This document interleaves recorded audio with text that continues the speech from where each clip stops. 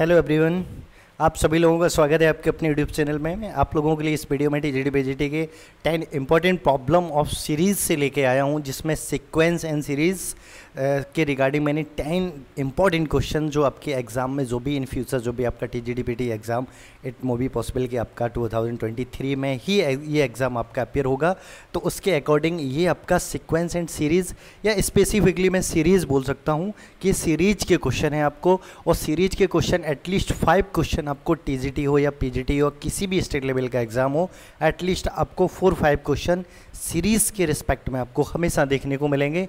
और बस सिंपल से इसमें कुछ रूल, आपको कुछ नियम है जो अभी मैं आपको सिखाने वाला हूं, बस उनको आप 1 बाय 1 करके नोट कर लीजिए। उसके रिगार्डिंग जब भी आप एग्ज़ाम में जाओगे तो उस क्वेश्चन को, बस उन रूल को एक बार आप रिवाइज करके जाइए।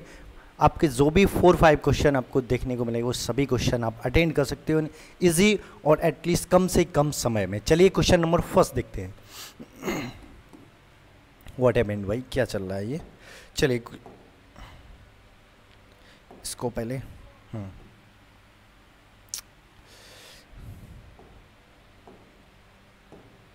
क्वेश्चन नंबर फर्स्ट क्या आपका दी वैल्यू ऑफ दी। ये आपको जो सीरीज़ दे रखी है, सीरीज़ की मुझे वैल्यू फाइंड करनी है।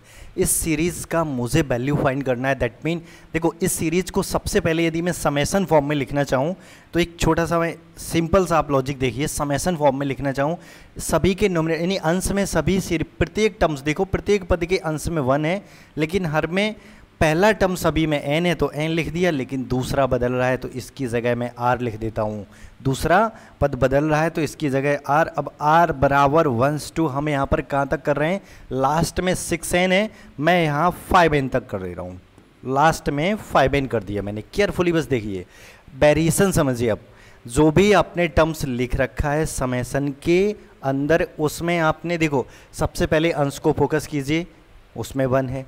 अब हर में जाइए आप डिनोमिनेटर में, यहाँ पर तो n फिक्स है, बट यहाँ 1 + 2 + 3 मतलब सेकंड पोजीशन मेरी बदल रही है। सेकंड पोजीशन में वेरिएशन है तो उसकी जगह कोई आप i या r कुछ भी रख दीजिए। अब उसी के अकॉर्डिंग जो समेसन है उस समेसन का आप लिमिट रख दीजिए। क्या? r = 1 से 5n तक। जैसे r की वैल्यू 1 रखोगे फर्स्ट टर्म मिल जाएगा पहला पद, r की वैल्यू आप 2 रखोगे दूसरा पद, इसी तरह से डॉट r की वैल्यू आप 5n रखोगे तो n + 5n 6n यानी जो आपका लास्ट टर्म मिल जाएगा। अब मुझे फाइंड करना है इसमें कि सीरीज का सम क्या होगा। इस सीरीज के सम के लिए एक छोटा सा, मैंने आपको कभी समेसन को इंटीग्रेशन में कन्वर्ट सिखाया था लास्ट टीजीटी पीजीटी वीडियो में, तो बट एक बार मैं फिर से अगेन उसको एक्सप्लेन कर रहा हूँ। यदि कभी भी समेसन इस तरह से जो भी लिखा हो, 0-2 हो या फिर 1:2 कहीं भी आपका समेसन, चाहे r = 0 से इन्फिनिटी हो या n हो 0 या r = 1:2, इस तरह से कुछ भी हो अब, बट इसको फोकस दीजिए। यदि यहाँ पर r/n का फंक्शन है इंटू 1/n, केयरफुली देखना, यदि समेसन के अंदर जो भी टर्म्स लिखा है वो टर्म्स यदि r/n का फंक्शन हो जाए और इंटू 1/n इसके साथ में हो तो ये आपका बराबर हो जाता है 0 to 1 और f(x) dx, यानी r/n को x रख दीजिए और इसको डिफ्रेंशिएट करोगे तो 1/n = मिल जाएगा आपको dx। तो ये आप इम्पॉर्टेंट फार्मूला है जो कभी कभी हमारे सीरीज़ के सम को बड़ा इजी कर देता है, बड़ा सिंपल कर देता है। तो इसको हमेशा नोट करके रखिए अपने माइंड में। अब चलिए, जो भी हमें सीरीज़ गिवन है इस सीरीज़ को उस फॉर्म में कन्वर्ट करने का अपन प्रयास करते हैं। तो सबसे पहले r = वेरिएशन 1:2 5n। अब इसमें देखो क्या मैं डिनोमिनेटर से n कॉमन ले रहा हूँ, देखना केयरफुली, n कॉमन ले रहा हूँ तो r/n इंटू 1/n हो गया है। अब इसमें जो भी हमें लिखा है इसको हम समेसन में, लिमिट बाद में रखते हैं, हम लिमिट सबसे बाद में रखेंगे। पहले हम सीधा बस देखो r/n की जगह क्या रख देते हैं? x। ये आपका 1 अपनी जगह है, ये वाला 1 यहाँ है, r/n की जगह x, और 1 × n के प्लेस पे स्थान पर आप रख दीजिए dx। अब मुझे लिमिट देखना है। लिमिट के लिए क्या करिए, जो आपकी लोअर लिमिट है जैसे 1 है, इसमें n का डिवाइड कर दो, इसमें n का डिवाइड करके आप क्या कर लीजिए, इसका limit n tends to infinity आप टेक करोगे तो जो भी आ जाए 1/∞ 0, तो ये आपकी यहाँ से निकल के आती है लोअर लिमिट। अब नेक्स्ट में क्या करोगे, सेकेंड टाइम जो अपर आपकी जो ऊपर समेसन में वेरिएशन है 5n, इसमें आप n से डिवाइड करके और इसका लिमिट लीजिए। अब जैसे ही n से डिवाइड करोगे तो n से n कैंसिल आउट हो जाएगा, ओनली 5 बचेगा। अब इसमें आप केवल 5 बचा है तो फिर लिमिट का कोई मतलब नहीं, तो सीधा यहाँ पर रख दीजिए 5।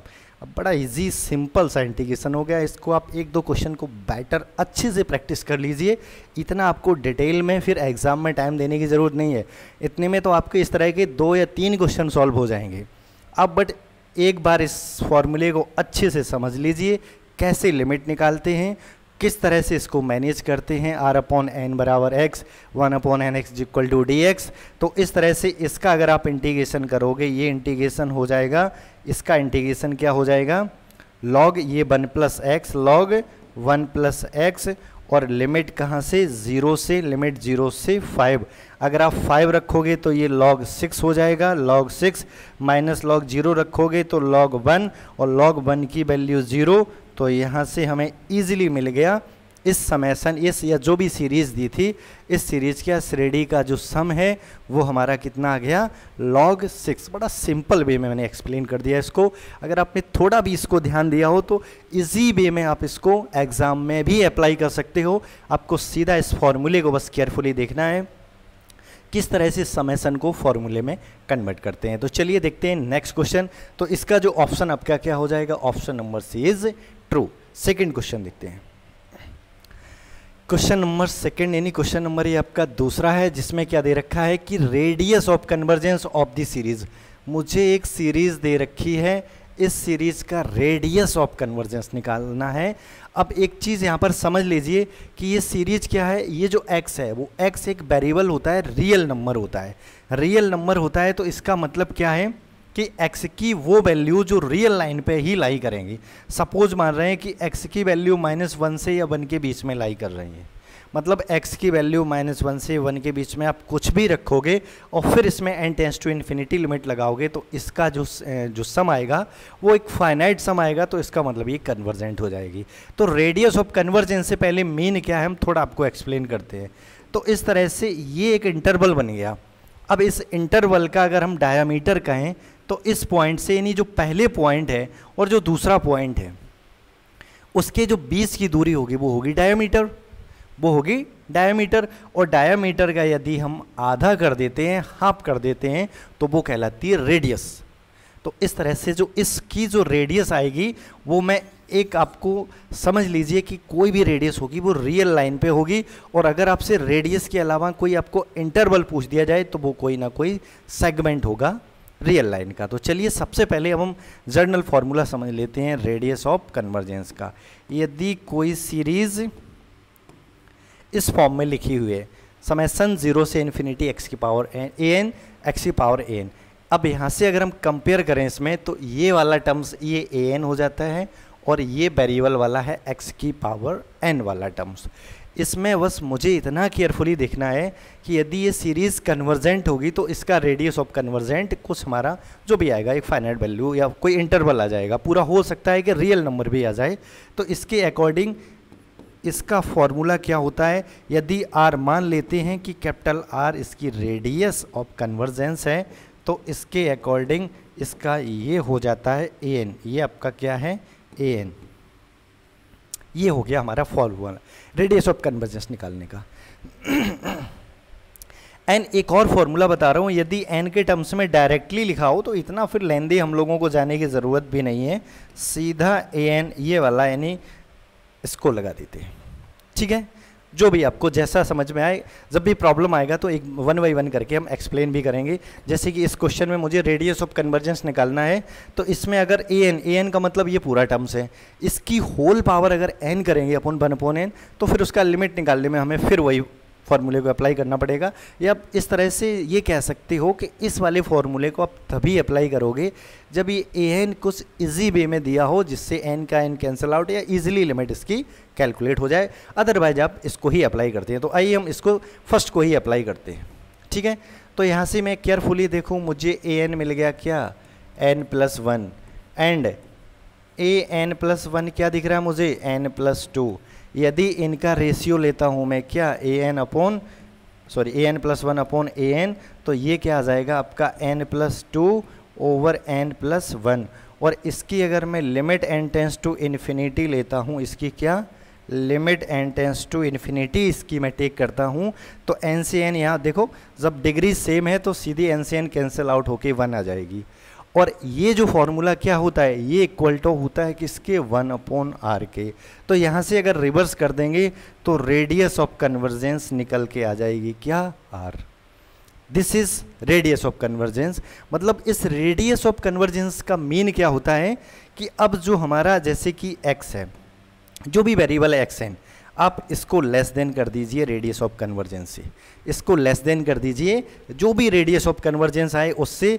इसका मतलब क्या हुआ कि इसको अगर ओपन फॉर्म में लिखें हम तो x क्या, इसको यदि मैं open form -1 less than x less than 1, और या इन जनरल ऐसे भी बोल सकते हैं x belongs to open interval -1 to 1, किसी भी फॉर्म में लिखा हो इसको समझ लीजिए, इनका मेन एक ही है।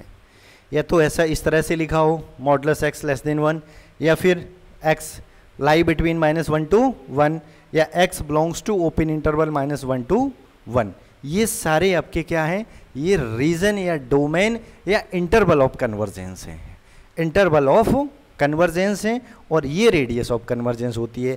जो भी यहाँ पर हमारा वेरिएबल होता है उस वेरिएबल को मॉडुलस लेस देन करके जो रेडियस ऑफ आ जाए उसको रेडियस को रख दीजिए वहाँ पर, वहाँ से निकल आता है इंटरवल ऑफ कन्वर्जेंस। आगे क्या करते हैं हम, इंटरवल कन्वर्जेंस में इन पॉइंट को यहाँ पर 1 by 1 रख के देखते हैं। यदि इन पॉइंट के लिए अगर ये कन्वर्जेंट, ये देखो सपोज -1 रखते हैं तो -1 की पावर n प्लस 1 वो आपकी ऑसिलेटरी हो जाएगी। सिमिलरली यदि 1 को रखते हैं तो n प्लस 1 वो आपकी डाइवर्जेंट हो जाएगी। मतलब इनके एंड पॉइंट, किसी भी एंड पॉइंट पे ये सीरीज कन्वर्जेंट नहीं होगी, तो इसका मतलब ये इंटरवल अब ओपन ही रहने वाला है। यदि किसी बाउंड्री पॉइंट पे ये सीरीज हमारी कन्वर्जेंट हो जाती है तो उसके साथ वो इंटरवल क्लोज इंटरवल हो जाता है उस पॉइंट के साथ। यदि दोनों पॉइंट पे अगर कन्वर्जेंट होती है तो बोथ हमारा क्लोज इंटरवल हो जाता है। यदि सपोज -1 पे कन्वर्जेंट हो रही है बट 1 पे डाइवर्जेंट हो रही है तो -1 के साइड में क्लोज हो जाएगा, अगर 1 पे कन्वर्जेंट हो रही है -1 पे डाइवर्जेंट तो 1 के साथ क्लोज हो जाएगा। तो इस तरह से मैंने एक क्वेश्चन को लेके और जो भी आपका रेडियस ऑफ कन्वर्जेंस है और या डोमेन ऑफ कन्वर्जेंस, जितना जो भी हमारा इससे रिलेटेड जो भी हमारा डेटा था वो मैंने 1 by 1 करके आप लोगों के सामने एक्सप्लेन किया है। यदि इसमें कोई डाउट हो तो आप कमेंट बॉक्स में भी अपना डाउट पूछ सकते हो मुझसे।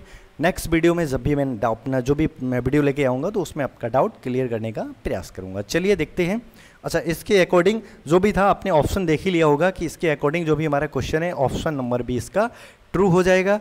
और चलिए देखते हैं नेक्स्ट क्वेश्चन। नेक्स्ट क्वेश्चन क्या था कि दी पावर सीरीज, ये एक पावर सीरीज दे रखी है।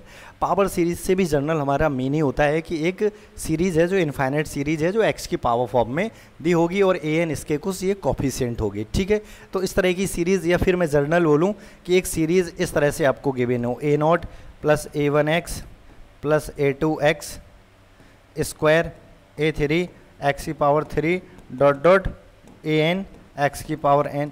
तो ये सीरीज़ हमारी इस तरह से कोई सीरीज़ है वो पावर सीरीज़, या इसके किसी ओरिजिन के अबाउट भी यहाँ पर मतलब x माइनस ए x माइनस 1 का इस तरह से किसी पॉइंट के अबाउट भी सीरीज़ गिवन होती है। तो ये जो इस तरह से सीरीज़ होती है इस सीरीज़ को ही अपन बोलते हैं पावर सीरीज़। चलिए जो भी सीरीज़ होगी बट बनी रहेगी, मुझे सिर्फ अपना कन्वर्जेंस से यहाँ पर यानी डोमेन या फिर कन्वर्जेंस से मतलब है। देखो इसमें पूछा क्या है कि ये सीरीज कन्वर्जेस कहाँ करेगी। ये जो अभी मैंने प्रीवियस क्वेश्चन को डिस्कस किया है, अगर आपने केयरफुली उसको आपने देखा है तो आई होप ये क्वेश्चन आपके माइंड में क्लिक कर गया होगा। आप पेन और कॉपी को उठाइए और एक क्वेश्चन को हमारे साथ साथ सॉल्व कीजिए और इसके बाद इसका जो भी आंसर आए वो कमेंट बॉक्स में कमेंट कीजिए।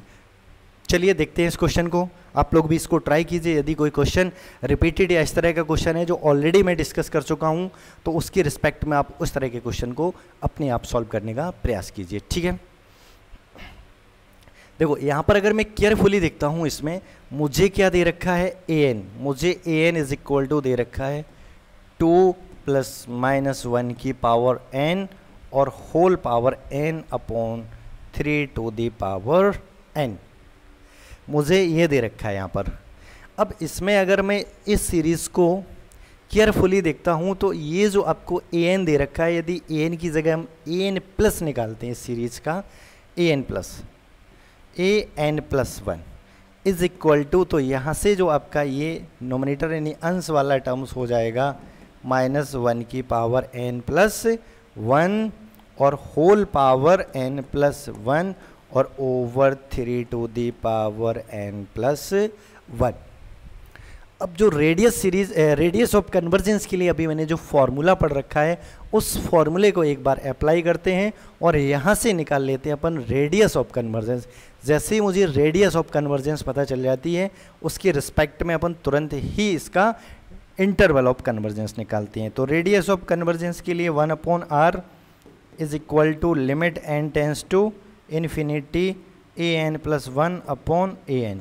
अब इसमें इन दोनों को अगर मैं इसको डिवाइड करूंगा ये वाला टर्म्स, तो इसमें डायरेक्टली मैं लिखता हूँ limit n tends to infinity 1/3 और ये जो आपका टर्म्स है ये नोमिनेटर में रहने वाला है, यानी मॉडुलस और लगा देते इसमें, हमेशा इसमें मॉडुलस लगा के चलिए। अब तो इसमें आपका क्या हो जाएगा, ये 2 + n - 1 की पावर n प्लस 1 और यहाँ पर 3, इसकी होल पावर कितना है n प्लस 1 और डिनोमिनेटर में क्या हो जाएगा 2 + -1 की पावर n और होल पावर इसकी n, ये मॉडुलस में। अब इसका मुझे लेना है लिमिट, इसका मुझे लेना है लिमिट। अगर आप इसका लिमिट टेक कर रहे हो तो केयरफुली देखना, वैन इसका देखो वैसे इन जनरल 2 केसेस बन जाती है हमारे। एक क्या, एक तो वैन जब n की वैल्यू आप इवन रखते हो और दूसरा जब n की वैल्यू ऑड रखते हो। जब n का वैल्यू आप इवन रखते हो तो केयरफुली देखना, इवन का मतलब 2, 4, 5, तो यहाँ से ये आपका n का वैल्यू जैसे आप इवन रखते हो 2 जैसे ही रखा तो n 2 + 1 3 हो गया। 3 होते ही इसकी वैल्यू आ जाएगी -1। 3 होते ही इसकी वैल्यू -1 2 से सब्ट्रैक्ट होके ये हो जाएगा 1 और यहाँ से आ जाएगा इसका वैल्यू और डिनोमिनेटर में आ जाएगा 3। इसको मैं नेक्स्ट पेज पे चलते हैं, अपन लास्ट नेक्स्ट पेज पे देखते हैं इसको। अपन एक नेक्स्ट पे ब्लैंक पेज ले लेते हैं, फिर देखते हैं इस प्रॉब्लम को।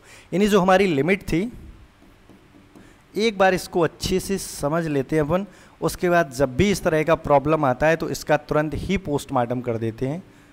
2 + -1 की पावर n प्लस 1 और होल पावर n प्लस 1, थोड़ा ब्रैकेट अच्छा सा लगा लेते हैं, होल पावर n प्लस 1 और डिनोमिनेटर में क्या 2 + -1 की power n whole power n और यहाँ पर मॉडुलस। देखो रेडियस ऑफ, अगर मैं इसके 2 केस बना लेता हूँ, नंबर पहला कौन सा, n इज ऑड और दूसरा n इज इवन। इवन का मतलब सम विषम, ऑड का मतलब विषम, इवन का मतलब सम। जब सम वैल्यू रखते हैं तो क्या, और इन दोनों में अगर 2 डिफरेंट केसेस ले रहे हैं, इनमें जो मैक्सिमम आएगी तो वो रेडियस ऑफ कन्वर्स यहाँ पर काउंट की जाती है। एक चीज़ याद रखना, यदि इस तरह से हम डिफरेंट केसेस ले रहे हैं और इनमें 2 या 2 से अधिक वैल्यू आ रही है तो जो मैक्सिमम होता है, जो भी मैक्सिमम वैल्यू होती है उस मैक्सिमम वैल्यू को ही अपन काउंट करते हैं। चलो देखते हैं पहले क्या रहा है। जैसे n का वैल्यू इवन का मतलब आप 1 रख लीजिए, 2 रख लिया, आपने 2 रखा तो n प्लस 1 ये 3 हो गया है, ठीक है, ये 3 हो गया। तो इसके रिस्पेक्ट में अगर यहाँ केयरफुली देखते हैं तो इसकी वैल्यू क्या हो जाएगी, यहाँ से जैसे ये 3 होगा तो यहाँ पर इसकी वैल्यू आपकी हो जाएगी 3 और -1 की पावर 3, इसकी वैल्यू -1 और ये सब्ट्रैक्ट होके आपका हो जाएगा, ये जाके सब्ट्रैक्ट होके इसकी वैल्यू यहाँ से निकल के आ जाएगी -1 और ये नीचे वाला आपका हो जाएगा यानी -1 की पावर 2 और -1 की पावर 2 और यहाँ से ये हो जाएगा 3 का, इसका मतलब है जब इवन होने पर इसकी जो होल वैल्यू आएगी वो निकल के आएगी 1/3 की पावर 3। और जब इसकी वैल्यू अपन ऑड रखेंगे, जब इसकी वैल्यू अपन ऑड रखेंगे तो यहाँ से इसकी वैल्यू आ जाएगी, ऑड रखने पर ये वाला जो हमारा है वो इवन हो जाएगा, 3 हो जाएगा और 3 की पावर यहाँ ऑड रखेंगे, सपोज जो भी ऑड आएगी तो वहाँ से आपकी 3 हो जाएगी और नीचे 1 हो जाए तो ये कैंसिल आउट होके ये आ जाएगा 1। अब इन दोनों में देख लीजिए आप ग्रेटर कौन सा है, इन दोनों में ग्रेटर आपका 1 है तो रेडियस ऑफ कन्वर्जेंस जो भी टेक किया जाता है वो मैक्सिमम या फिर सुप्रीमम लिया जाता है यहाँ पर इस तरह से इसका।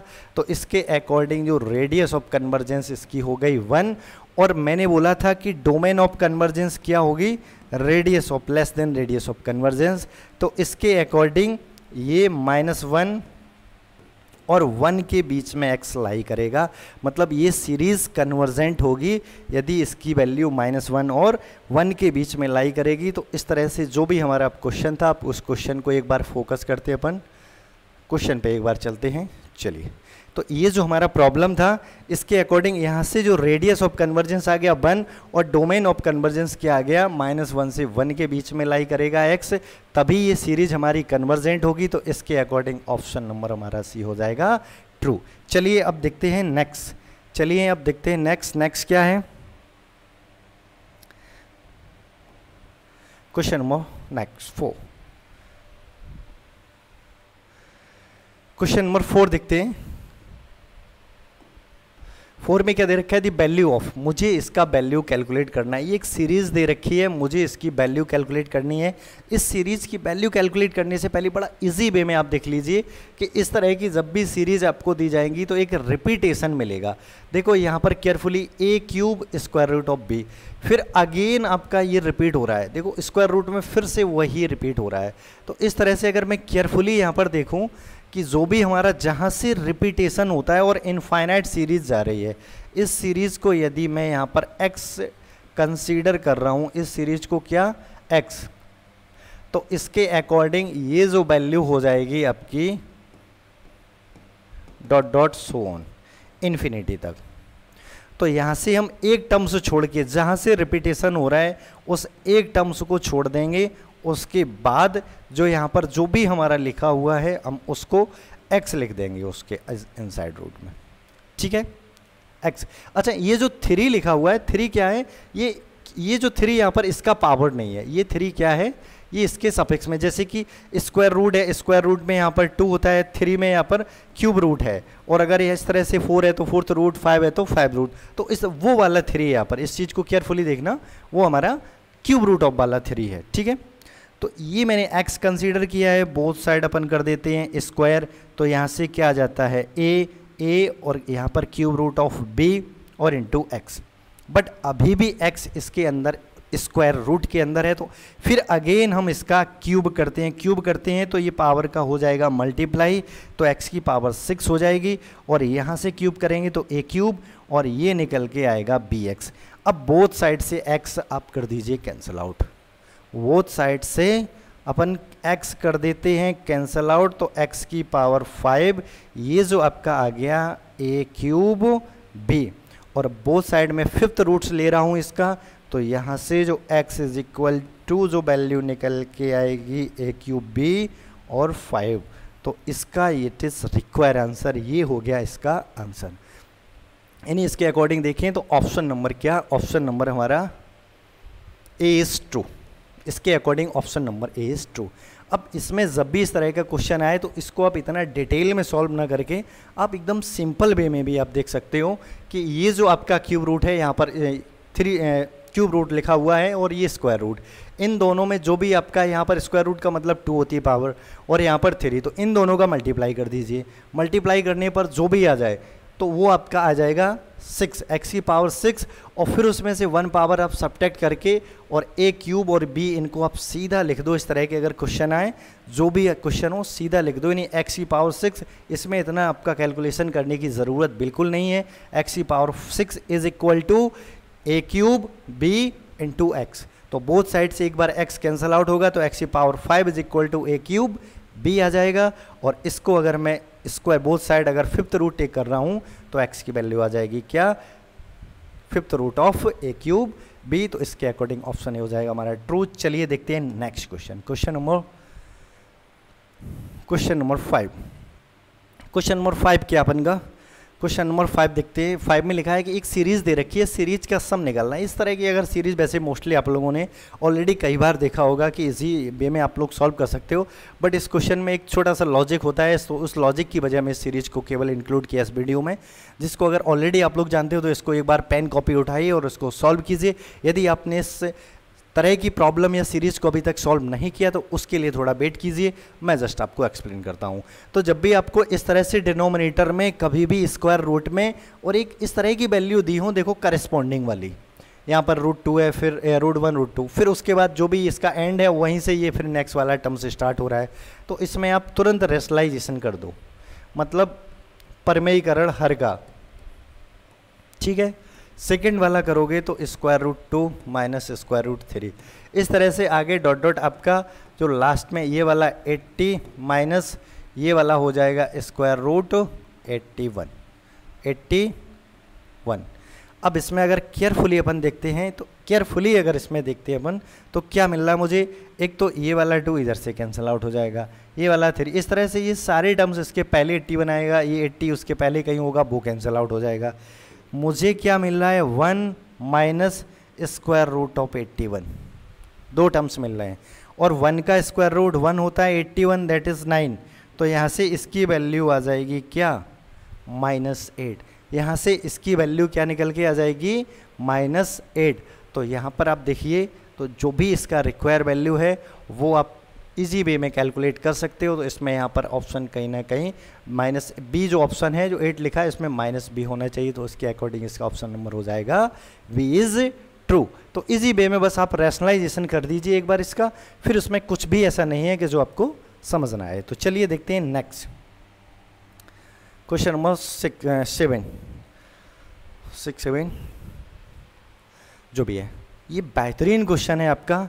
ये जो आपका ये समझ लीजिए कि जो आपका सीरीज चैप्टर है यानी श्रेणी वाला चैप्टर है, और ये पूरा टॉपिक आपको इंटर में नहीं, आपको मतलब 12th स्टैंडर्ड में नहीं मिलता पढ़ने को, ये ग्रेजुएशन में मिलता है इस तरह का। ये ग्रेजुएशन में एक जो आपका रियल एनालिसिस में एक चैप्टर होता है वो सीरीज़ वाला चैप्टर, वहाँ पर ये सारी इस तरह की सीरीज़ पढ़ने को मिलती है अपन को।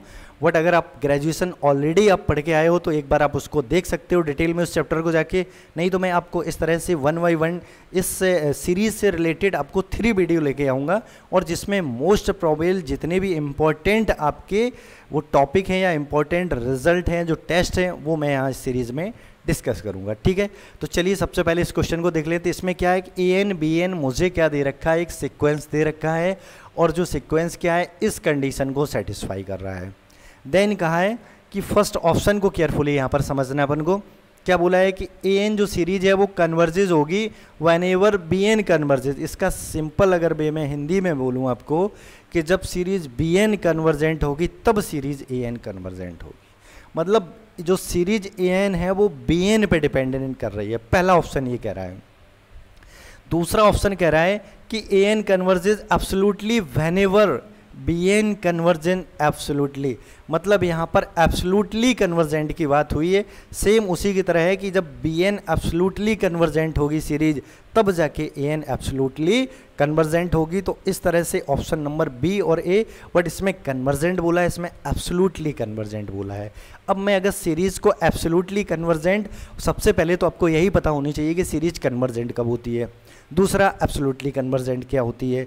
देखो एक इस तरह से अगर एक सीरीज इनफाइनाइट सीरीज आपके सामने लिखी हुई है और AN कोई भी एक सीक्वेंस है, और इस तरह से ये सीरीज़ अगर आपकी कन्वर्जेंट होगी तो इस सीरीज का जो सम आएगा वो फाइनाइट आएगा।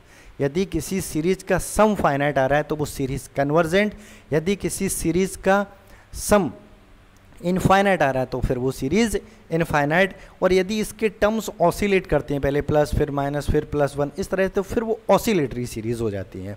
सिंपल भाषा में बोलें तो इसमें कुछ देखो, सीरीज़ का प्रत्येक सीरीज़ का सम निकालना इतना आसान नहीं होता है, तो उसके लिए फिर मैं डिफरेंट टेस्ट हम लोग पढ़ते हैं, और उसमें सबसे पहला तो आपका नेसेसरी कंडीशन ऑफ कन्वर्जेंट आ जाती है। तो नेसेसरी कंडीशन तो अभी मैं इसमें डिस्कस नहीं कर रहा हूँ क्योंकि मुझे एब्सोल्युटली पे जाना है। तो एब्सोल्युटली के लिए क्या करने वाले हैं कि ये जो सीरीज़ है, ये सीरीज़ में अगर मैं सारे टर्म्स जितने भी टर्म्स हैं जैसे जो AN है, यदि इनमें मैं मॉडुलस लगा देता हूँ, मॉडुलस का मतलब यदि कोई टर्म्स नेगेटिव हैं तो मॉडुलस लगाने के बाद वो सारे टर्म्स पॉजिटिव हो जाएंगे, तो पूरी सीरीज इस तरह से हमारी पॉजिटिव हो जाएगी। और यदि ये सीरीज कन्वर्जेंट हो जाए, यदि ये सीरीज कन्वर्जेंट हो जाए तो फिर इस सीरीज को बोलते हैं हम क्या, यदि मॉड लगाने के बाद ये सीरीज कन्वर्जेंट हो जाए तो इस सीरीज को हम बोलते हैं क्या, एब्सोल्युटली, एब्सोल्युटली कन्वर्जेंट। एक बार इसे अच्छे से समझ लीजिए, यदि किसी सीरीज़ में मॉड लगाने के बाद वो कन्वर्जेंट हो जाए तो फिर वो सीरीज़ इसमें मॉड लगाने के बाद यदि ये कन्वर्जेंट हो जाए, यानी प्रत्येक टर्म्स को पॉजिटिव करने के बाद ये कन्वर्जेंट हो जाए, तो इस सीरीज को एब्सोल्युटली कन्वर्जेंट बोलते हैं। एब्सोल्यूट मतलब ये सब के लिए होगा, कोई प्रॉब्लम नहीं होगी मुझे कन्वर्जेंट के लिए। तो अब इस टॉपिक को हम यूज़ करके आगे चलते हैं। देखिए अपना जो मेन क्वेश्चन है उसकी ओर बढ़ते हैं। मेन क्वेश्चन से पहले एक छोटा सा टॉपिक कंपैरिजन है, उसको डिस्कस कर लेते हैं कि यदि सपोज देखना एक सीरीज़ मैंने लिख रखी है ये ए एन और लेस देन इक्वल टू करके मैंने एक सीरीज़ लिख रखी है बी एन। मैं कह रहा हूँ कि यहाँ से आपको भी दिख रहा होगा स्पष्ट कि ये सीरीज़ होगी, ये बड़ी होगी या बराबर होगी इससे, यानी ये सीरीज़ आपकी ग्रेटर है इससे। अब मैं यदि यहाँ से बोल रहा हूँ आपको कि ये जो बी एन है या फिर ये सीरीज़ है, ये अगर कन्वर्जेंट है तो इस छोटी यानी बड़ी सीरीज़ कन्वर्जेंट है तो छोटी सीरीज़ को तो अपने आप कन्वर्जेंट होना ही पड़ेगा। भाई यदि बड़ी सीरीज़ कन्वर्जेंट है तो छोटी सीरीज़, मतलब बड़ी सीरीज़ से मतलब क्या है, यदि किसी सीरीज़ में ज़्यादा टर्म्स हैं और उन्हें जोड़ने के बाद वो अगर फाइनाइट वैल्यू आ रही है और वही एक सीरीज़ उससे छोटी है तो सीधी बात है उसका भी सम फाइनाइट ही आएगा। तो यदि ये कन्वर्जेंट तो ये भी कन्वर्जेंट। इसी कॉन्सेप्ट पे ये क्वेश्चन बेस्ड है। तो आइए देखते हैं। देखो इस कंडीशन को यूज़ करके अपन इस सीरीज़ का काम ख़त्म करते हैं। A n less than equal to b n, मुझे ये एब्सोल्यूट यहाँ पर मॉडुलस दे रखा है। मॉडुलस क्या दे रखा है, ए एन। यदि इसमें मैं बोथ साइड अपन क्या कर देते हैं, समेसन ले लेते हैं। Summation a n less than equal to summation v n, 0 से इन्फिनिटी 0 से इन्फिनिटी। अब केयरफुली देखना, अब ये सीरीज़ बन गई है। यदि अब ये बड़ी सीरीज़ है, ये छोटी सीरीज़ है, मॉड लगाए तो एब्सोल्यूट की बात हो रही है, मॉड लगाए तो फिर वो एब्सोल्यूट की बात हो रही है। यदि ये सीरीज़ कन्वर्जेंट है तो इसे भी कन्वर्जेंट होना पड़ेगा। यदि ये सीरीज़ कन्वर्जेंट है तो इसे भी कन्वर्जेंट होना पड़ेगा, क्योंकि ये बड़ी सीरीज़ है। तो यही कंडीशन यहाँ पर मॉडुलस में यहाँ पर है। तो इसका मतलब अगर मैं इसकी बात करूँ, ये सीरीज़ कन्वर्जेंट है, ध्यान से देखना।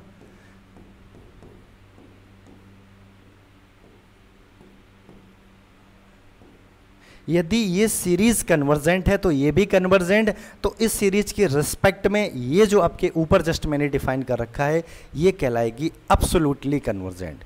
यदि ये सीरीज़, ये दोनों सीरीज हमारी कन्वर्जेंट है या बी एन कन्वर्जेंट है तो ए एन भी कन्वर्जेंट होगी। इसके रिस्पेक्ट में ये कहलाएगा वी एन और ए एन एब्सोल्युटली कन्वर्जेंट। तो यहाँ से कंडीशन निकल के आ गई कि जब ये सीरीज कन्वर्जेंट होगी तभी ए एन कन्वर्जेंट होगी। यानी यहाँ पर मॉड लगाने के बाद कन्वर्जेंट हो रही तो फिर इसमें एब्सोल्युटली शब्द बोलेंगे कि जब बी एन एब्सोल्युटली कन्वर्जेंट है तभी ए एन एब्सोल्युटली कन्वर्जेंट होगी। तो इसके अकॉर्डिंग इसका ऑप्शन नंबर वी हो गया है ट्रू। फिर से एक बार मॉड लगाने के बाद हम इसको एब्सोल्युटली शब्द बोलेंगे कन्वर्जेंट के साथ। यदि मॉड लगाने के बाद ये सीरीज कन्वर्जेंट हो रही हैं तो यहाँ पर इसको बोलते हैं कि बी एन एब्सोल्युटली कन्वर्जेंट होगी, तो अब ए एन भी एब्सोल्युटली कन्वर्जेंट होगी। और ये जो मैंने कंडीशन कहाँ से, ये जो मुझे प्रोवाइडिंग जो भी हमें दिया गया था हमने उसी में समेसन लगा के निकाली है। तो इसके अकॉर्डिंग बी एन जब आपका एब्सोल्युटली कन्वर्जेंट होगी तभी ए एन एब्सोल्युटली कन्वर्जेंट होगी।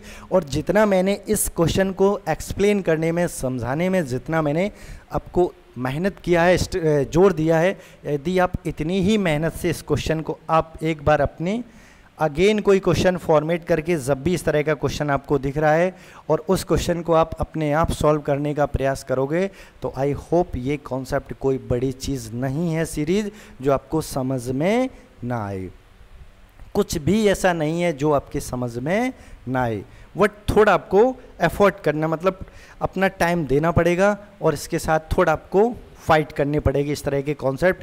बिकॉज ये आपके कॉन्सेप्ट जो होते हैं मेंटली बेस्ड होते हैं, जिसमें आपका दिमाग बहुत ज़्यादा प्रयोग करना पड़ता है, क्योंकि पेन कम माइंड ज़्यादा है इसमें हमारा प्रयोग होता है। तो इसलिए इस तरह के क्वेश्चन को केयरफुली आपको करना चाहिए। चलिए देखते हैं क्वेश्चन नंबर 7। अपन अब 7 दे रखा है, इस क्वेश्चन नंबर 7, और सिंपल सा क्वेश्चन है क्वेश्चन नंबर 7। इसमें ज़्यादा कुछ भी नहीं है, बट इसके लिए अपन एक छोटा सा एक सीरीज जो टेस्ट है उस टेस्ट को देख लेते हैं, जिस टेस्ट का नाम क्या है, एक टेस्ट अपन पढ़ लेते हैं। इस टेस्ट का नाम है अल्टरनेटिंग कन्वर्जेंट टेस्ट। नाम से ही आपको फीलिंग आ रही होगी कि कोई सीरीज है, सीरीज जिसमें सबसे पहली कंडीशन क्या है कि इसके जो टर्म्स होंगे वो आपके अल्टरनेटिंग पॉजिटिव एंड नेगेटिव होंगे, यानी जो सीरीज के टर्म्स पॉजिटिव और नेगेटिव होंगे अल्टरनेटिव में, ठीक है। सेकंड यहाँ पर कंडीशन होगी कि ऑल टर्म्स जो होंगे वो हमारे डिक्रीजिंग ऑर्डर में होंगे, वो सभी हमारे डिक्रीजिंग ऑर्डर में होंगे।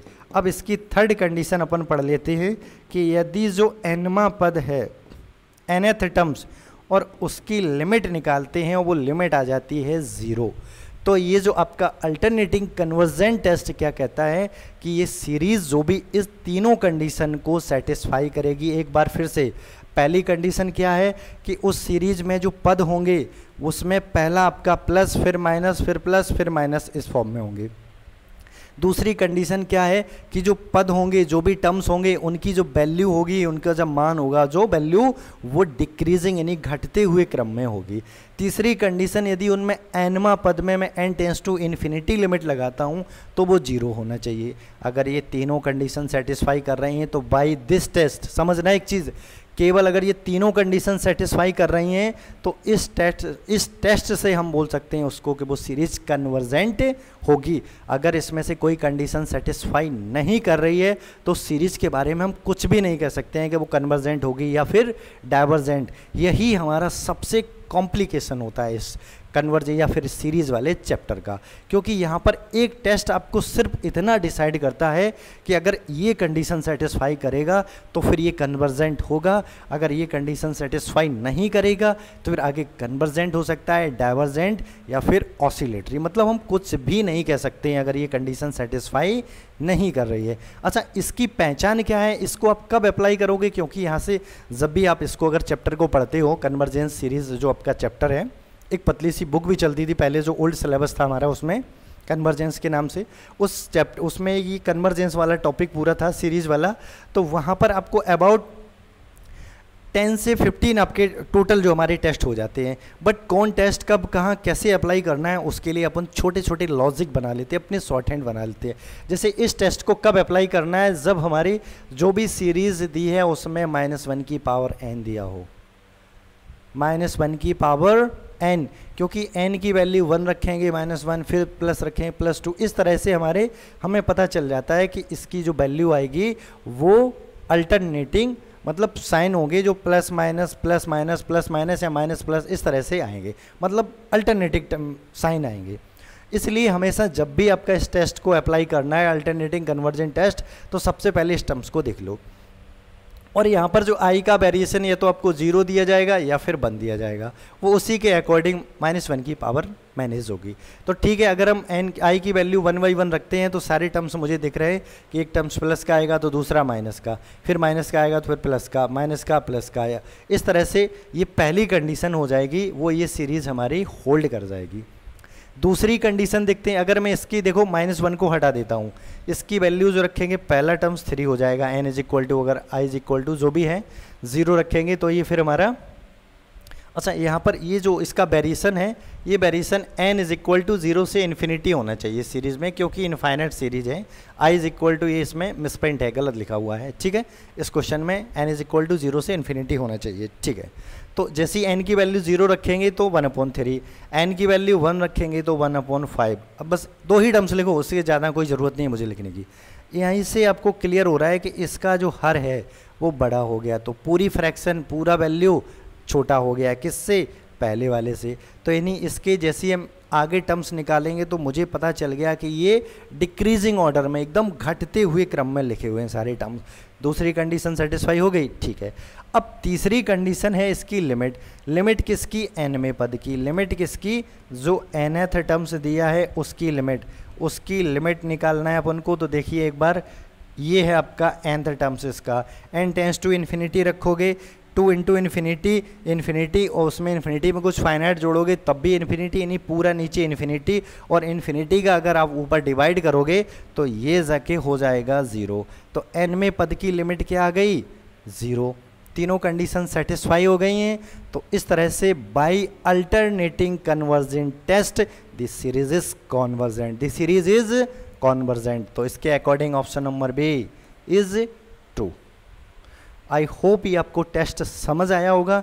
एक बार इसको अच्छे से आप डिटेल में इसके ऊपर कुछ अल्टरनेटिंग अपने मन से आप 2-4 क्वेश्चन बना के देखिए और फिर उसके बाद सॉल्व कीजिए, आपको ये क्लियर हो जाएगा टेस्ट। और इस टेस्ट में कभी भी पेन चलाने की ज़रूरत नहीं होती है, जितना मैंने यहाँ टाइम आपको एक्सप्लेन करने में दिया है। एग्ज़ाम में अगर आप इतना ही टाइम अगर एक बार अपने आप को घर पे दोगे तो एग्ज़ाम में आई होप कभी भी आप इसको 10 से 20 सेकेंड से ज़्यादा टाइम नहीं लगेगा क्वेश्चन को सॉल्व करने के बाद, क्योंकि देखते ही हमारे माइंड में क्लिक कर जाता है ये 2 टर्म्स साइन प्लस माइनस वाले हैं, वैल्यू डिक्रीजिंग में है, बस मुझे केवल लिमिट लेनी होती है एन टर्म्स की, और जैसे ही वो 0 की ओर गई तो उसका मतलब पूरा सीरीज कन्वर्जेंट। ठीक है, चलिए देखते हैं नेक्स्ट क्वेश्चन।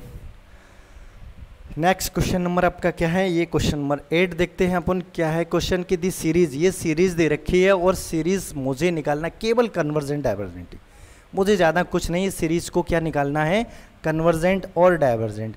यदि इस सीरीज को हम किस में समेशन फॉर्म में अपन लिखना चाहें, यदि सीरीज को समेशन फॉर्म में लिखना चाहें तो उसके लिए मुझे चाहिए सीरीज का nth टर्म्स। nth टर्म्स का मतलब यहाँ पर 1/n जो पद होगा, देखो सबसे पहले टर्म्स को देखो, पहले 1 है 3 है 5 है, यानी एक समांतर श्रेणी है जिसमें इनका अंतर 2 है, 2 का डिफरेंस है। तो इस सीरीज का nवां पद क्या हो जाएगा 2n-1। 2n-1 जब n की वैल्यू जैसी आप n का बस यहाँ पर वेरिएशन 2n-1 कर रहे हो तो ये 1 से कर दो और कुछ नहीं। ठीक है, जैसे ही n की वैल्यू 1 रखोगे तो आपका फर्स्ट टर्म। अब दूसरा देखिए 2 4 6 है, 2 4 6 है तो कहीं ना कहीं जो सेकंड वाला वो हो जाएगा 2n। n का वैल्यू 1 रखोगे ये 1 देगा, ये 2, n का वैल्यू 2 रखोगे ये आपका 3 देगा, ये 4। तो इस तरह से इसका अगर हमने समेशन फॉर्म निकालना चाहा तो मुझे क्या मिल गया ये। ठीक है, अब इस सीरीज में क्या मैं टोटल n ले लेता हूँ इससे बाहर कॉमन। एक बार इस सीरीज से टोटल अपन n ले लेते हैं कॉमन। अरे भाई n is equal to 1 to infinity, अगर इससे दोनों से n बाहर निकालेंगे तो ये n² और मुझे मिलने वाला है ब्रैकेट में क्या 2 - 1/n और इंटू 2, केवल बस इतना देखो। अब ये जो भी निकला है इसमें यहाँ पर मैं अपन कंपैरिजन टेस्ट लगाने वाले हैं। कंपैरिजन टेस्ट को एक बार डिटेल में समझ लेते हैं। यदि एक सीरीज़ an है और दूसरी उससे छोटी एक सीरीज़ bn है और आपका an/bn और इसकी limit n tends to infinity, ये आपको 0 और इन्फिनिटी को छोड़कर कुछ भी आ जाए, 0 इन्फिनिटी को छोड़कर कुछ भी आ जाए, मतलब इसको बोलते हैं फाइनाइट नॉन जीरो क्वांटिटी आ जाए, किसकी इन दोनों का रेशियो।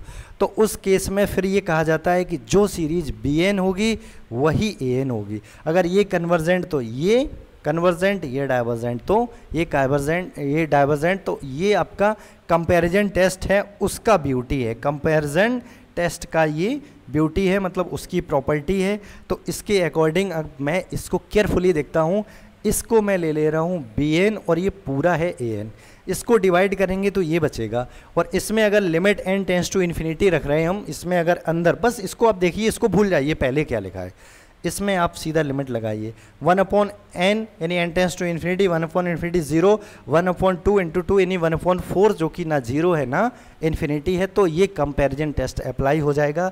उसके बाद अब क्या करना है, उसके बाद क्या करना है, जो सबसे बाहर कॉमन है बस इसको ध्यान से देखना है, जो सबसे बाहर कॉमन है जो वाला टर्म्स पूरा इसको अलग से लिख लेना है, पूरा अलग से आपको लिख लेना है और इस सीरीज पे आप काम करना है।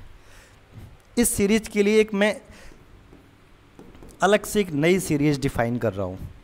यहाँ पर इस सीरीज के लिए एक नई सीरीज डिफाइन कर रहा हूँ, इसका प्रूवमेंट नहीं अपन को देखना है, बट डायरेक्ट एप्लीकेशन देखना है, जिसको लेबनीज सीरीज या पीथ सीरीज बोलते हैं। ठीक है, लेबनीज सीरीज या पी सीरीज बोलते हैं इसको। इसमें क्या होता है कि समेसन 1 अपॉन, ध्यान देखना, समेसन 1 अपॉन एन की पावर पी, यदि पी की वैल्यू 1 से बड़ी है, यदि p की वैल्यू 1 से बड़ी है तो ये सीरीज हो जाएगी कन्वर्जेंट। यदि p की वैल्यू 1 या 1 से छोटी है तो ये सीरीज हो जाएगी डाइवर्जेंट। बस इसका यूज करके हम अपन देखते हैं इस सीरीज को।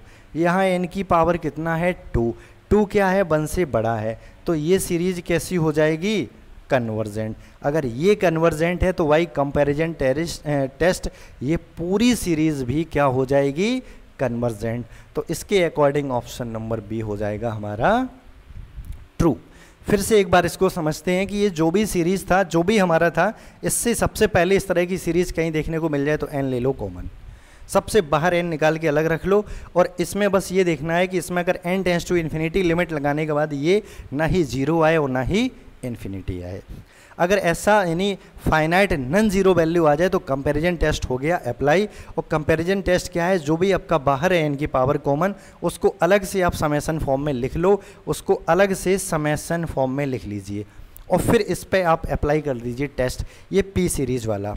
इसमें कंपेयर कीजिए कि n की पावर जो है अगर वो 1 से बड़ी है तो कन्वर्जेंट, अगर n की पावर 1 से छोटी है या 1 के बराबर है तो फिर वो सीरीज डाइवर्जेंट। यहाँ n की पावर थी 2 तो ये सीरीज हो गई कन्वर्जेंट, और बाय कंपैरिजन टेस्ट अगर ये सीरीज कन्वर्जेंट तो इसे भी कन्वर्जेंट होना ही पड़ेगा। तो इसके अकॉर्डिंग जो पूरी जो आपको सीरीज दी थी ये सीरीज हो गई कन्वर्जेंट। चलिए देखते हैं नेक्स्ट क्वेश्चन।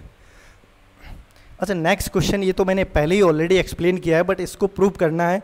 प्रूव करने के लिए इसके दो मेथड, एक तो सीरीज़ में मैं पी की डिफरेंट अब केसेस बना के इसको एक्सप्लेन कर सकता हूँ, या फिर मैं इसको इंटीग्रेशन फॉर्म में भी ले जा सकता हूँ। बट मुझे यहाँ प्रूव नहीं है, इस सीरीज़ को डायरेक्टली देखना है, मुझे यहाँ प्रूव के ऊपर नहीं जाना है। ये सीरीज़ भी यहाँ से n is equal to 1 to infinity होना चाहिए, इसमें n is equal to 1 to infinity, क्योंकि ये जितने भी टेस्ट अपन अप्लाई करते हैं वो सारी इनफाइनाइट सीरीज के ऊपर अप्लाई करते हैं, तो सीरीज इनफाइनाइट होनी ही चाहिए। ठीक है, तो 1 से इन्फिनिटी क्या 1 अपॉन n की पावर p, और यहाँ फिर से एक बार p की वैल्यू ग्रेटर देन 1 तो कन्वर्जेंट, क्या कन्वर्जेंट, और p की वैल्यू 1 या 1 से छोटी तो डाइवर्जेंट, क्या डाइवर्जेंट। तो यहाँ पर मुझे पूछा है कि ये सीरीज डाइवर्जेंट कब होगी, मतलब p की किस वैल्यू के लिए डाइवर्जेंट होगी। तो p की वैल्यू जब 1 या 1 से छोटी हो तब उस केस में ये सीरीज हमारी हो जाएगी डाइवर्जेंट। तो आई होप ये आपको समझ आया होगा कि ये सीरीज और ये सीरीज समझ लो बहुत ज़बरदस्त सीरीज है। इस सीरीज का एप्लीकेशन आपको हमेशा प्रत्येक एग्जाम में या इस सीरीज के एप्लीकेशन के ऊपर एटलीस्ट 2 क्वेश्चन हर एक एग्जाम में मिलते हैं, तो इसलिए इसको आप अच्छे से समझ लीजिए। चलिए देखते हैं नेक्स्ट क्वेश्चन, और ये भी क्वेश्चन काफ़ी ज़बरदस्त है, उसी के बेस्ड क्वेश्चन है जो लास्ट में सीरीज अपन ने डिफाइन किया है। इसको मैं सबसे पहले समेसन में लिख लेते हैं। समेसन में क्या लिख लेते हैं, इसमें p दे रखा है, ठीक है। तो n इज इक्वल टू, मैं यहाँ पर n is equal to 1 to कर दे रहा हूँ इसको 1 to इन्फिनिटी, और इसका nवां पद लिख रहे हैं, nवां पद, तो ये हो जाएगा n की पावर p, और जो नीचे हर में है वो n+1 की पावर हो जाएगा p। और यहाँ से अगर मैं केयरफुली इस सीरीज़ को देखता हूँ तो यहाँ से यदि केयरफुली में इस सीरीज़ को, मैंने कहा यहाँ से n की पावर, यहाँ से नीचे हर से n की पावर कॉमन ले लो, तो ये n की पावर p और ये n की पावर, नहीं यहाँ पर थोड़ा ओके p, बट यहाँ पर क्वेश्चन में एक p होना चाहिए, q होना चाहिए, बिकॉज ऑप्शन में p q दे रखा है, तो इस तरह ये कहीं ना कहीं मिसप्रिंट हुआ है। मैं इस क्वेश्चन को, ठीक है, मैं थोड़ा यहाँ पर सारे इसके डिनोमिनेटर q कर दे रहा हूँ, सारे डिनोमिनेटर q कर दे रहा हूँ, ठीक है, डिनोमिनेटर अपन q कर देते हैं, तो ये वाला है q। तो यहाँ से जो n की पावर कॉमन आएगी, n की पावर q, और ये बचने वाला है 1/n की पावर q। अब केयरफुली देखना, इसको चाहो तो आप इतना ही छोड़ दो या फिर टोटल आप डिनोमिनेटर में लाओ, क्या टोटल पावर आप डिनोमिनेटर में लाइए, n इज इक्वल टू 1 से इन्फिनिटी, टोटल पावर डिनोमिनेटर में लाने का मतलब क्या है, एन की पावर क्यू माइनस पी, और इनटू में जो भी आपका लिखा है वो क्या 1 + 1 अपॉन एन की पावर क्यू, 1 अपॉन 1 + n की पावर q। और इसको बस मुझे किस पे ध्यान देना है, जब भी इस तरह की सीरीज़ मिल जाए मुझे, तो मुझे n की पावर जो भी q माइनस p है बस इसे फोकस कीजिए, और जो उसके पास में लिखा है क्या 1 + 1 अपॉन n की होल पावर q। और इसका बस भाई जब कंपैरिजन टेस्ट लगाएंगे, जो अभी मैंने प्रीवियस क्वेश्चन में एक्सप्लेनेशन किया था कि इसका बस लिमिट चेक करना है मुझे, इसका लिमिट फाइनाइट नॉन ज़ीरो आना चाहिए, इसका फाइनाइट नॉन ज़ीरो आना चाहिए। ये जो भी एक्सप्लेनेशन कर रहा हूँ वो मैं आपको एग्ज़ाम में टाइम सेविंग के लिए कर रहा हूँ, अदरवाइज़ इसको सभी लेट करके आप करोगे तो मुझे लगता है कि लेट करने में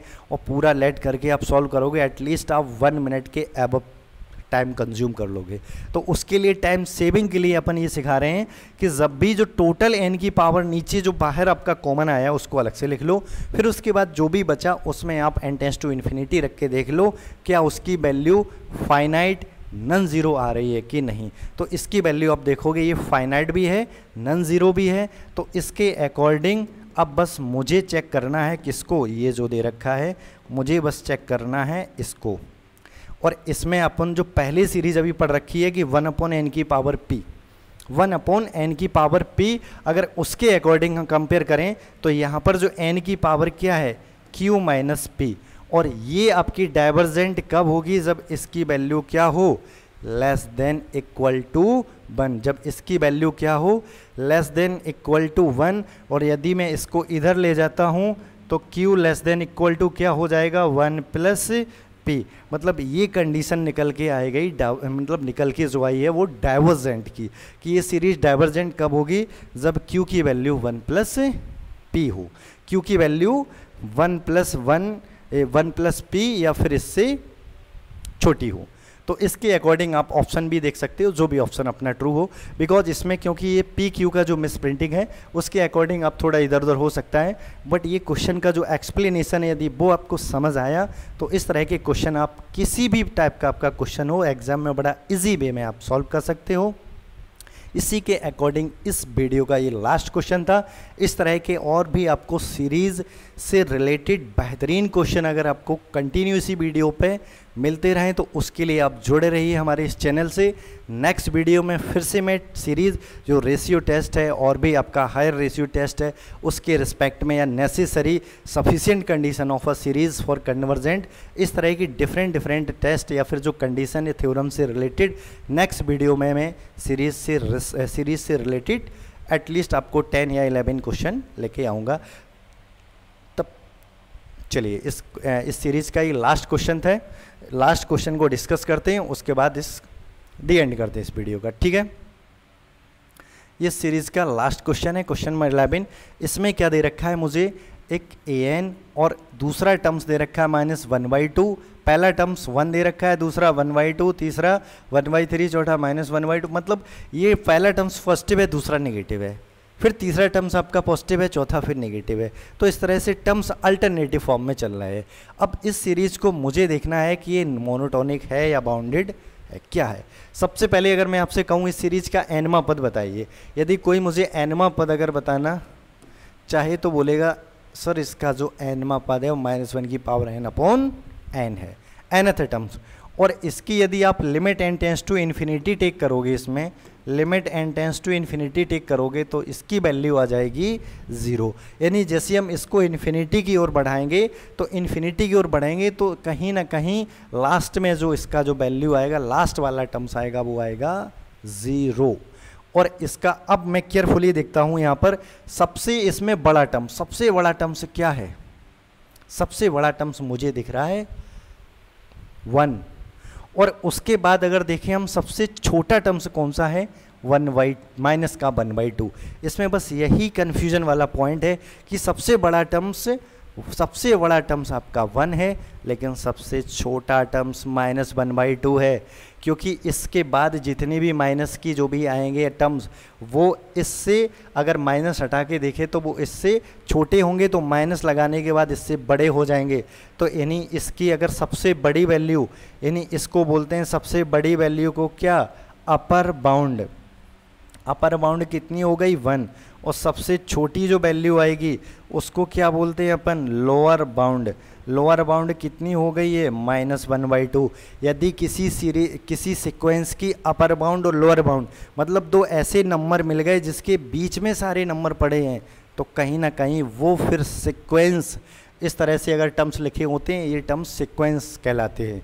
तो फिर वो सीक्वेंस जो बनेगा वो सीक्वेंस हमारा क्या कहलाएगा, बाउंडेड। वो सीक्वेंस क्या कहलाएगा, बाउंडेड। तो ये सीक्वेंस पहले मैंने चेक कर लिया कि सीक्वेंस बाउंडेड है। बाउंडेड होने के बाद अब मोनोटोनिक और चेक करना है ऐसे मुझे। तो मोनोटोनिक के लिए आप 4 कंडीशन ध्यान रखिए, बट वो 4 कंडीशन आप 2 में कंडीशन में भी मर्ज कर सकते हो। पहली कंडीशन होती है कि मोनोटोनिक के होने के लिए सबसे पहले या तो सारे टर्म्स बढ़ते हुए क्रम में लिखे हों, सारे टर्म्स बढ़ते हुए क्रम में, या फिर सारे टर्म्स घटते हुए क्रम में लिखे हों। फिर इसी का जो 2 और हम अपन 2 कंडीशन बना लेते हैं, क्या कि यदि किसी सीक्वेंस के सारे टर्म्स एकदम बढ़ते हुए स्ट्रिक्टली इंक्रीजिंग फॉर्म में लिखे हों, या फिर स्ट्रिक्टली डिक्रीजिंग। स्ट्रिक्टली का मतलब क्या होता है कि कोई टर्म्स कभी इक्वल नहीं हो सकता है। यदि ये 4 कंडीशन में से कोई एक कंडीशन कोई सीक्वेंस होल्ड कर रहा है तो फिर वो सीक्वेंस कहलाता है मोनोटोनिक। बट यहाँ मुझे स्पष्ट दिख रहा है कि टर्म्स कैसे हैं, ना बढ़ रहे ना घट रहे, अल्टरनेटिव साइन है, प्लस माइनस है, तो फिर हम कुछ नहीं कह सकते हैं इसके बारे में। देखो यहाँ से ये सबसे बड़ी वैल्यू है, फिर ये सबसे छोटी आ गई, फिर उसके बाद ये भी एक इससे लेकिन इससे बड़ी है, तो ये क्या है, ना बढ़ रहा है ना बढ़ते हुए ऑर्डर में ना घटते हुए क्रम में है। तो इस तरह से ये हमारा मोनोटोनिक तो नहीं है बट बाउंडेड है, तो इसके अकॉर्डिंग बाउंडेड है बट मोनोटोनिक नहीं है, तो ऑप्शन नंबर बी हो जाएगा हमारा ट्रू। बी कौन सा हो जाएगा, ट्रू। तो इस तरह इस सीरीज़ का ये इस वीडियो का लास्ट क्वेश्चन था। इसी तरह के बेहतरीन वीडियो के लिए जुड़े रहिए हमारे साथ। अब नेक्स्ट फिर मिलते हैं, तब तक के लिए नमस्कार। Thanks for watching.